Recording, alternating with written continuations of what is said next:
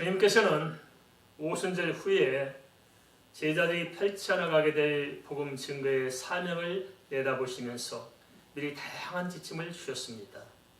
요한복음 15장은 특별히 성부 하나님과 예수 그리스도와 제자들의 관계를 구속사적인 바탕에서 제시하면서 주님의 제자로서 앞으로 어떻게 살아나가야 할 것인가, 거기에 대한 지침을 제시하고 있다는 것입니다.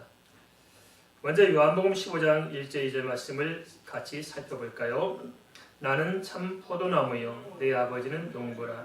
물은 내게 붙어있어 열매를 맺지 아니하는 가지는 아버지께서 그것을 지하여 버리시고 물은 열매를 맺는 가지는 더 열매를 맺게 하려 하여 그것을 깨끗하게 하시느니라. 요한복음 15장 1절 2절에서 전제하고 있는 구속사적인 관계란 본래 하나님의 자리에 있었던 주님이 이 땅에 육신을 보신 그리스도로서 성부 하나님과 또 성도들과의 관계를 지금 이야기하고 있다는 것입니다. 어떤 차원에서 구원의 주님을 중심으로 말씀하고 있다는 것입니다. 요한복음 15장 1절 2절은 이러한 구속사적인 관계를 바탕으로 해서 주님의 구속사적인 계획과 주님의 구속사적인 경륜에 대해서 제자들에게 지금 지침을 주고 계신다는 것입니다. 주님께서 이러한 구속사적인 관계에 대해서 하나님은 농부로, 주님은 참 포도나무로, 제자된 우리는 포도나무에 붙어있는 가지로 비유하고 있습니다. 이것은 하나님께서는 모든 구원의 역사를 주관하시는 주관자이시고, 그리고 예수 그리스도께서는 그 생명의 구주로서 생명을 공급하는 근원임을 말씀하고 있고, 또 우리 성도들은 그 주님으로 인해서 살아갈 수밖에 없는, 또 주님을 통해서 주님의 생명 열매를 맺어가는 것으로 부름을 받은 제자됨을 시사하고 있습니다. 이러한 밑바탕의 배경을 이해하도록 이끈 다음에 요한복음 15장 1절 2절은 포도나무를 갖고 포도를 수확하는 농부의 입장을 빌어서 하나님의 정하신 뜻을 헤아릴 수 있도록 접근하고 있습니다. 그러면 하나님께서 정하신 뜻은 무엇일까요? 그것은 열매를 맺지 않는 가지는 제거해 버리시고 열매를 맺는 가지는 열매를 더 잘 맺도록 하기 위해서 가지를 깨끗하게 하신다는 것입니다. 이것이 하나님의 뜻입니다. 어찌 보면 하나님께서 하신 일이 참 냉정해 보일 수 있습니다. 열매를 맺지 않는다고 가지를 잘라버린다는 것이 말이 되느냐? 하지만 이것은 당연한 일 아닐까요? 어떤 농부가 열매 맺지 않은 쓸모없는 가지를 붙들고 놔둘까요? 하나님께서 열매를 맺는 가지는 반면에 더 많은 열매를 맺도록 깨끗하게 하신 것 또한 당연한 처사일 것입니다. 이러한 입장은 마태복음과 마가복음에도 나타나는데요. 마태복음 21장 19절은 이렇게 기록하고 있습니다. 길가에서 한 무화과나무를 보시고 그리로 가사 잎사귀밖에 아무것도 찾지 못하시고 나무에게 이르시되 이제부터 영원토록 내가 열매를 맺지 못하리라 하시니 무화과나무가 곧 마른지라. 마가복음 11장 13절에서는 열매 맺지 못한 이유가 아직 때가 아니기 때문이라고 밝히고 있는데요. 그런데 주님께서는 당시에 열매가 없다고 영원토록 열매를 맺지 못할 것이라고 단언하셨습니다. 하면 부당하잖아요. 때가 안 돼서 열매를 못 맺고 있는데 왜 영원히 열매를 못 맺게 이렇게 주님께서는 그렇게 저주하신 것일까요? 그것은 주님께서 말씀을 통해서 보여주신 포인트가 저주하는 데 있는 것이 아니고 그러한 절박감을 통해서 그렇게 하신 이유는 주님께서 당시 제자 공동체를 통해서 오늘 우리에게 그것을 머리에 각인하고 그런 관점에서 바라보고 생각함으로써 주님의 뜻이 무엇인가, 진정 주님이 원하신 것이 무엇인가 하는 데에서 마음을 열고 바라보도록 하시는 데 있다는 것입니다. 그렇다면 마태복음이나 마가복음이나 요한복음에서 열매 맺는 비유에 대해서 말씀하신 저희는 무엇일까요? 그것은 첫째, 하나님께서는 열매 맺지 않는 것에 대해서는 결코 용납할 수 없다는 거예요. 왜냐하면 그것은 농부인 하나님께서 포도나무인 예수 그리스도로 말미암아 가지된 제자들에게 열매를 맺도록 하신다는 것은 어떤 의미냐? 그것은 예수 그리스도의 십자가의 대속을 통해서 한 영혼이라도 살려내려는 절박함을 가지고 계시기 때문에 그렇다는 것입니다. 우리 같으면 어떻게 할까요? 내 자식이 열이라면, 또는 내 식구가 열이라면, 나는 집 밖에 있는데 우리 집에 불이 났어요. 그러면 한 명만 건지고 싶어요? 다 건지고 싶어요? 그게 하나의 마음이라는 거예요. 거기에 대해서는 어떤 타협도 있을 수 없잖아요. 그래서 그것을 건져내지 않으면, 보고도 건져내지 않으면 감사해요? 분노가 치솟아요? 내 새끼 죽어가는데 감사해요?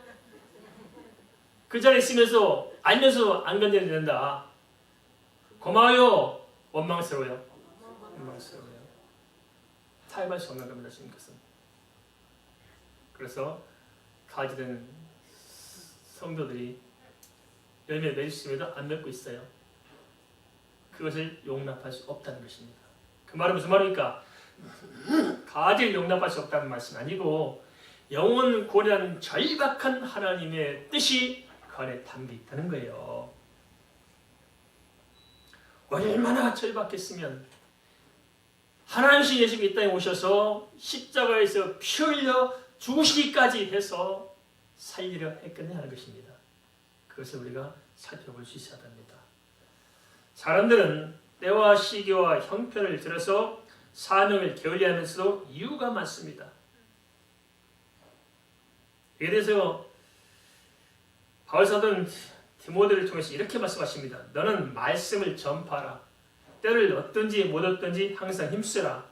범사에 우리 참음과 가르침으로 경책하며 경계하며 권하라.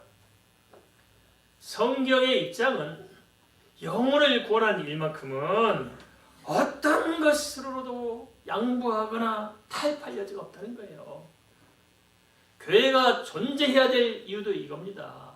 교회가 존재할 본질적인 이유는 하나님께 예배하는 것이고, 교회가 해야 될 교회 모든 사역의 방향은 어디에 집중돼야 돼요? 전도하고 선교하는 데 집중해야 하는 것입니다. 이게 하나님 뜻에 맞는 거예요. 그래서 우리 교회가 여기에 맞고 이렇게 가는 겁니다. 하나님 영광을 꿈꾸는 교회로서 다른 거 하지 말자, 쓸데없는 일 하지 말자, 바쁘게 하지 말고 오직 여기에 초점을 둬서 하나님께 예배하는 일에 전념하고 또 예배하는 사람들을 모아오는 전도, 선교에 우리가 집중해서 영혼을 살리는 교회가 되자. 이게 우리 교회가 지금까지 꿈꿔오던 거 아니겠습니까? 또 하나 열매 맺는 비유를 통해서 아시는 것은 누가 참된 제자냐 하는 것입니다. 그것은 제 몸뚱이 하나도 제대로 간직하지 못해 메마른 가지가 아니라 열매를 풍성히 맺는 제자가 참된 제자라는 것입니다. 반대편에서 접근하자면 열매 하나 맺지 못한 사람은 제자가 아니라는 것입니다. 여기 우리가 깊이 생각해 봐야 돼요. 아무 열매가 없다. 예수 믿고 나를 통해서 예수 믿는 증거가 안 나타난다. 주의 역사가 아무것도 없다. 이렇다면 우리가 좀 깊이 생각해 봐야 한다는 것입니다. 고린도전서 4장 2절은 맡은 자들에게 구할 것은 충성이라고 기록하고 있습니다. 목사로, 장로로, 권사로, 집사로 각 기관에 기관 일을 맡은 자로 부름을 받았어요. 충성했습니까? 열매를 맺었습니까? 우리가 깊게 생각해 보자는 것입니다. 왜냐하면 이 모든 일들은 사람의 일이 아니라 하나님께서 원하시는 영혼을 구원한 일이기 때문에 우리가 절박한 주님의 심정을 이해하고 내가 지금 제대로 제 몫을 감당하고 있느냐 아니냐를 다시 한번 생각해 보자는 것입니다. 어찌 보면 주님의 입장은 자칫 억지처럼 들리거나 지나치게 단호해 보이지만 우리가 진정으로 믿음을 가지고 생각한다면 충분히 납득할 수 있을 것입니다. 십자가에서 죽기까지 고난을 감수하시고 또 부활과 승천을 통해서 천국과 지옥과 우리의 부활과 영생을 분명하게 증거하신 것이 사실이라면 우리가 어찌해야 할까요? 그런 사실을 정확히 인식한다면 믿거나 안 믿거나 또는 열매를 맺거나 안 맺거나 하는 일은 선택사항일 수가 없을 것입니다. 따라서 다른 것은 몰라도 영혼 구원의 만큼은 이 세상에 그 무엇으로 양보할 수가 없고 영혼 구원의 열매 맺는 일은 절대적으로 우선할 수밖에 없는 절박한 일인 것입니다. 내 새끼가 아프면 돈이 없으면 돈 없다고 죽은 새끼를 내버려두고 팽개칠 부모가 있을까요? 없잖아요. 빚을 얻든 무슨 수를 하든지 살려야 하지 않겠어요? 교회 사명을 막았습니다. 그래서 저는 선교한 일에 돈을 계산하지 않습니다. 이건 아니다. 이 하나님의 절박한 심정을 알고 거기에 초점을 맞춰 가면은 결국 하나님께서 채우시고 역사하실 줄을 믿습니다. 사람도 그렇잖아요. 아낀다고 잘 사는 거 아니잖아요. 베푸는 사람이 나중에 잘 되잖아요. 어릴 때 도움 받을 수 있고. 교회도 마찬가지입니다. 어려운 나라, 꼭 우리가 복음 전할 곳, 복음 전하기 위해서 교회가 몸부림치고 거기에 교회 모든 힘을 집중해 나갈 때 버거울지라도 그 안에 감격이 있고 감동이 있고 은혜가 있고 죄의 역사가 있는 것입니다. 그 일을 하자는 거예요. 그래서 그것을 맡긴다는 거예요. 그 열매를 맺으라는 거예요.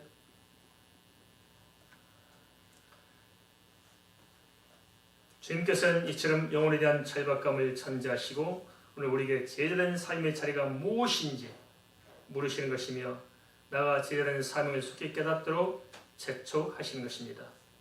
하는 만큼 우리 자신을 향해 좀 생각해 봐야 됩니다. 나는 진정 예수 그리스도의 제자입니까? 진짜 제자입니까? 어떻습니까? 주님의 사명을 감당하는 제자입니까? 아니면 최소한 믿음을 가진 신자이긴 한 것일까요? 그것도 아니라 그도저도 아무 생각이 없다면 그런 사람은 지금 가지나 다름없음을 알아야 할 것입니다. 그러면 내가 제자인가 아닌가는 그 분별의 근거는 무엇일까요?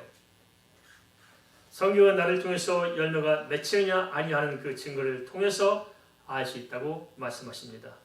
요한복음 15장 1절 2절을 사람의 관점에서만 접근하게 되면 우리는 커다란 갈등이 힘쓰게 될 것입니다. 그것은 열매를 맺지 못한다고 가진 성도들 인정머리 없이 제거해 버리신다니 사랑에 그러시는 하나님이 하실 처신이 맞냐? 참 부당해 보인다. 하나님이 이렇게 강박하냐? 이럴 수 있지 않겠어요? 하지만 성경은 이런 오해에 빠지지 않도록 요한복음 15장 3절 4절은 요한복음 15장 1절 2절에서 연달아 곧장 그 내막을 다시 정리하면서 이렇게 설명을 이어가고 있습니다. 요한복음 15장 3절을 먼저 좀 살펴보겠습니다. 요한복음 15장 3절입니다. 같이 보겠습니다. 너희는 내가 일러준 말로 이미 깨끗하여졌으니 여기서 너희란 당시의 주님의 제자를 가리키고 있는데요. 넓은 의미에서는 당시 제자만이 아니라 오늘 이 시대에 살고 있는 예수 그리스도를 믿는 하나님의 자녀를 총체적으로 이렇게 언급하고 있다고 볼 수 있습니다. 이런 사람들 다 깨끗하겠다고 하신 것은 주님의 관계에서 지금 포도나무 가지가 서로 붙어 있다는 거잖아요. 이런 가지는 제하질 염려가 있을까요? 없을까요? 염려가 없다는 거예요. 그래서 주님께서는 무조건 그냥 엄벌 주고 끊어낼 거야 그런 말씀 아니고 그런 걸 통해서 보다 더 깊이 있는 주님의 뜻이 무엇을 생각하도록 지금 만들고 있다는 것입니다. 그러면서 여기에 덧붙여 요한복음 15장 4절 이렇게 설명하고 있습니다. 같이 봅니다. 내 안에 거하라. 나도 너희 안에 거하리라. 가지가 포도나무에 붙어있지 아니하면 스스로 열매를 맺을 수 없음 같이 너희도 내 안에 있지 아니하면 그러하리라. 요한복음 15장 4절에서 주님께서 주시하는 바는 뭐냐? 그것은 열매를 맺는 행위 자체가 아니라 그 열매를 맺는 그 밑바닥에 감추어진 주님과 이 제자들 사이의 관계가 우선임을 지금 말씀하고 있다는 것입니다. 이해되십니까? 그것을 보도록 한다는 거예요. 주님의 제자로서의 본질이 뭐냐? 열매를 맺고 안 맺고 하는 것보다 앞서 중요한 것은 주님께서 내 안에 계시냐, 내 안에 안 계시냐 하는 또 우리의 포지션이 주님 안에 있느냐, 주님 밖에 있느냐 하는 자리매김에 있다는 것입니다. 왜냐하면 모든 열매는 사람이 어찌할 수 있는 것이 아니라 전적으로 주님께서 사람을 통해 하신 일이기 때문입니다. 따라서 열매가 없다고 버려진 것은 열매 문제 이전에 어떤 문제냐면은 주님과 온전히 붙어있지 못한 주님과의 잘못된 관계의 문제로, 다시 말하면 그 근본 원인은 불신앙 때문이라는 것입니다. 불신앙. 동의하십니까? 불신앙의 문제라는 것입니다. 우리는 자꾸 행함의 관점에서 본문 말씀을 접근하니까 본문을 정확히 이해 못할 수가 있어요. 주님은 행함의 관계를 가지고 말씀하고자 하는 것이 아니고 주님과의 본질적인 영적 믿음의 관계를 가지고 지금 이 문제를 지금 말씀하고 계신다는 것입니다. 그래서 보는 시각을 바꾸면 이 본문이 보여질 것입니다.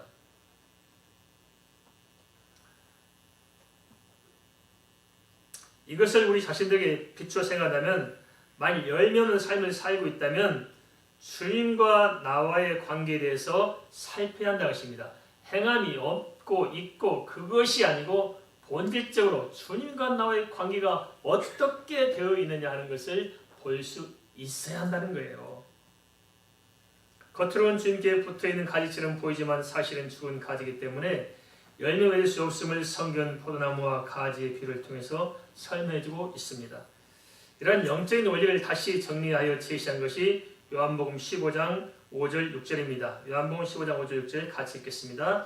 나는 포도나무요 너희는 가지라. 그가 내 안에 내가 그 안에 거하면 사람이 열매를 많이 맺나니 나를 떠나서는 너희가 아무것도 할 수 없습니다.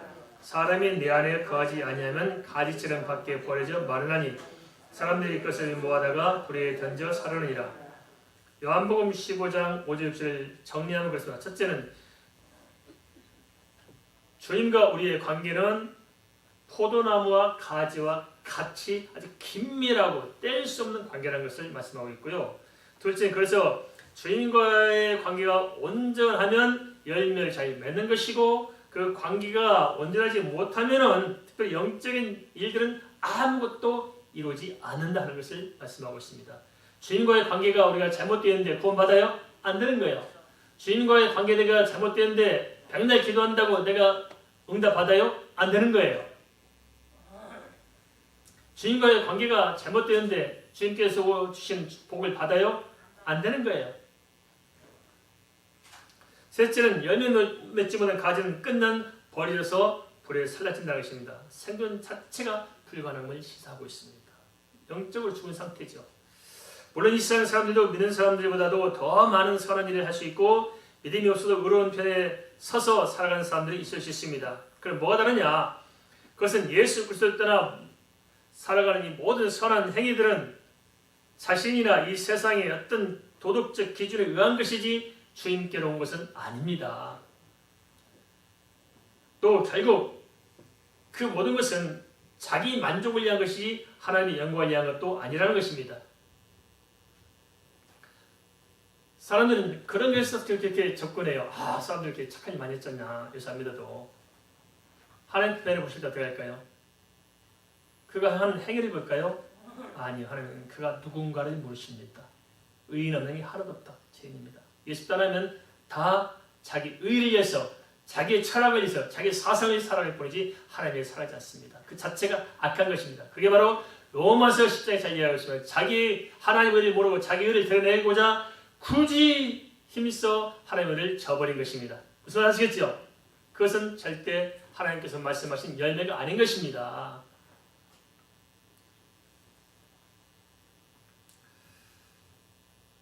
그러기에 로마서 14장 23절은 믿음을 따라 하지 아니하는 것은 다 죄라고 알려주고 있습니다.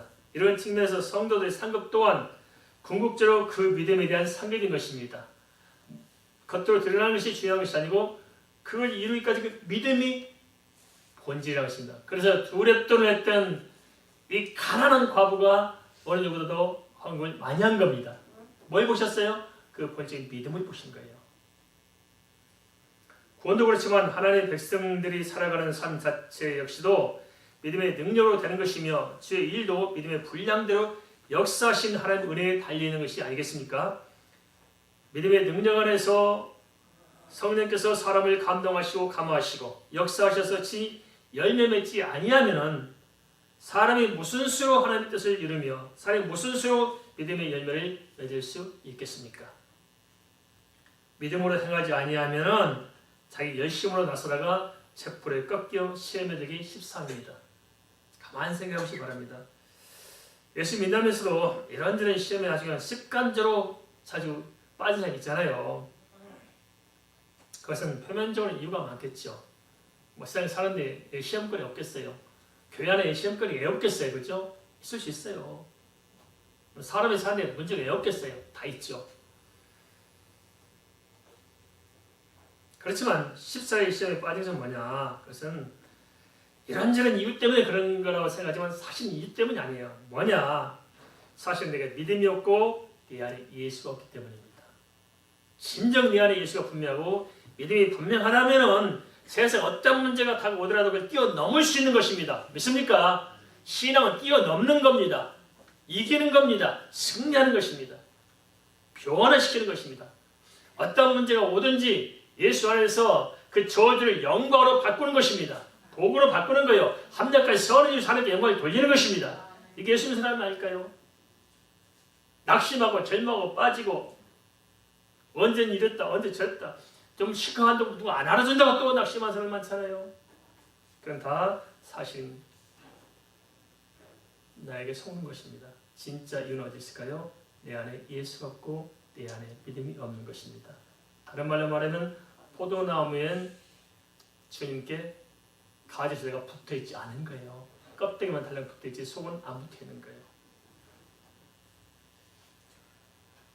좀 제대로 믿어야 되는데 그래야 진짜 주님의 큰 일들을 감당하시는데 믿음이 없고 예수가 없으니 주의를 한다면서도 결국은 자기 양과를 취하려다가 결국은 자기 시험이 되는 것이 아닐까요? 성경의 인물들 가운데 한 시대에 하나님께 창대하게 쓰임받던 인물들은 뚜렷한 공통점이 있었습니다. 가만 보세요. 성경에 많은 인물들이 나오죠. 그리고 정말 주님께 아주 창대하게 기가 막히게 쓰임받은 인물들이 많다고요. 그래서 공통된 특징이 있어요. 뭘까요? 물론 여러 가지 많은 다른 점도 많지만 가장 중요한 공통된 특징 하나를 꼽자면 믿음입니다. 믿음. 다른 사람들이 갖지 못한 믿음을 그들은 가진 거예요. 아브라함의 믿음을 보시고 하나님께서 인류 역사의 지평을 열어놓으셨잖아요. 모세의 믿음을 보고 모세의 지팡이 들려서 모세를 쓰시잖아요. 다니엘, 요셉 믿음의 사람이잖아요. 요시야, 다윗 믿음의 사람이잖아요. 바울 믿음의 사람이잖아요. 베드로 믿음의 사람이잖아요. 세상 사람들은 그 사람이 무엇을 가지고 있느냐를 가지고 자꾸 따져요. 그죠? 뭐 학벌이 있느냐, 돈이 있느냐, 집안이 누구냐, 뭐가 자격증이 있느냐. 하나님은 그렇게 묻지 않으세요. 하나님은 너가 어떤 사람이냐를 묻습니다. 어떤 사람이냐?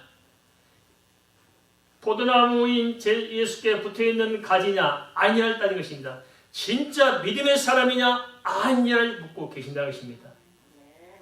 우리가 비록 약하고 가진 것이 없고 내세울 것이 없고 부족하고 연약해도 진짜 믿음 하나 붙들고 사는 사람은 그 믿음을 통해 하나님께서 역사하시고 주의 뜻을 이루고 믿음대로 되게 하시고자 믿음대로 된다는 주의 말씀을 성취하시고자 모든 필요를 더해 주시는 것입니다. 이게 중요해요. 진짜 그렇게 되지 않아요. 그죠? 우리 존경하는 일 보면 그게 보이지 않습니까? 우리가 뭐 재정이 넉넉합니까? 뭐가 있습니까? 되잖아요. 그래도 1년에 몇백을 쏟아 부어도 안 되는 일을 우리는 합니다. 뭘로 해요? 우리 성도들이 믿음을 하는 겁니다. 믿음으로. 동의하시죠? 성도들이 기도하고 마음을 합하고 복음을 깨닫고 영원히 생각하고 주 앞에서 내 자신들을 다시 돌이키면서 하나님의 살고자 하는 그 믿음의 공동체, 우리 종교가 살아있기 때문에 살아있는 믿음이 하나님의 역사하신 줄 믿습니다. 믿음으로 하나님 면전에서 살아가는 사람들을 통해서 하나님께서 그 믿음대로 역사하셔서 하나님의 이기하심을 나타내셨습니다. 그러기에 큰 믿음으로 주님께 정확하고 분명하게 그리고 변함없이 붙어있으면 하나님께서는 그 믿음대로 마땅히 맺어야 할 열매를 풍성하게 맺게 하신 것입니다. 그러기에 열매 맺는 비결에 대해서 요한복음 15장 7절 8절에 또다시 이렇게 반복해 강조하고 있습니다. 같이 보겠습니다. 요한복음 15장 7절 8절 말씀입니다. 너희가 내 안에 거하고 내 말이 너희 안에 거하면 무엇인지 원하는 대로 구하라. 그리하면 이루리라. 너희가 열매를 많이 맺으면 내 아버지께서 영광을 받으실 것이요 너희는 내 제자가 되리라. 중요한 원리가 뭘까요? 첫째로 것은 우리가 주님 안에 거하고 주님의 말씀이 우리 안에 거하는 것입니다. 주님의 말씀이 우리 안에 거한다는 것은 주님께서 말씀으로 우리 안에 거하는 것을 의미합니다. 요한복음 1장 1절은 주님과 말씀의 관계에서 이렇게 정의하고 있습니다. 태초에 말씀이 계시니라. 이 말씀이 하나님과 함께 계셨으니 이 말씀은 곧 하나님이시니라. 주님의 말씀이 내 안에서 나의 생각과 나의 정서와 나의 의지를 사로잡고 있는 사람, 곧 주님의 말씀 안에서 그 사람의 인격 자체가 완전히 주의 손에 붙들린 사람, 그런 사람이 되라는 것입니다. 둘째는 만약 그렇다면 원하는 대로 기도하라고 말씀하시면서 그러면 구하는 대로 들어 응답하실 것을 지금 약속해 주고 있습니다. 따라서 주의 일은 기도로 시작해서 기도로 끝나야 합니다. 기도로 시작해서 기도로 끝나지 아니하면 안 됩니다. 눈 뜨며 기도하고 잠들 때 기도하다가 잠들고 무슨 일을 만나든지 먼저 기도하고 하나님의 뜻을 묻고, 따라서 주의 일은 기도를 벗어나면 되어지는 법이 없습니다. 안 되는 거예요. 돈이 있다고 되니까 뭐 있다고 되니까 안 되는 거예요. 어떤 분은 개척하는데 예배당을 크게 지어놓으면 교회가 부흥할지라고 그냥 일단 성도가 없는데 예배당부터 크게 지어놨어요. 근데 지금도 예배당만 남아있어요. 아닙니다. 주의는 믿음으로 하는 것입니다. 동의하시죠? 믿음으로 하는 거 아무것도 없어도 믿음으로 하는 것입니다. 왜냐하면 하나님께서는 무에서 유를 창조하셨잖아요. 믿음은 무에서 유를 창조하는 것입니다. 그것이 바로 그 믿음이 가진 성도들이 주님께 붙어있는 것입니다. 우리는 그 믿음으로 사는 것입니다. 그 믿음으로 기도할 때 하나님께서 그 믿음대로 되게 하시는 것입니다. 한데 문제는 앞서 정립되어야 할 주님과의 관계가 불확실한 것이 아닐까요? 그래서 대체로 기도마저도 자기 생각과 자기의 정서와 자기의 뜻을 쫓아 자신의 목적을 관찰하는 수단으로 전락시키는 것이 아닌지 모르겠습니다. 이런 점들을 우리가 좀 깊이 살펴서 영적인 밑바탕부터 바로 세워가면 될 것입니다. 깊이 살펴봅시다. 진짜 내가 내 생애를 어떻게 살아갈 것인가? 믿음 없이 방황하고 믿음 없이 세상에서 피하지 마시고 하루를 살더라도 믿음으로 살다 가십시다. 믿음은 반드시 믿음의 역사가 있는 줄 믿습니다.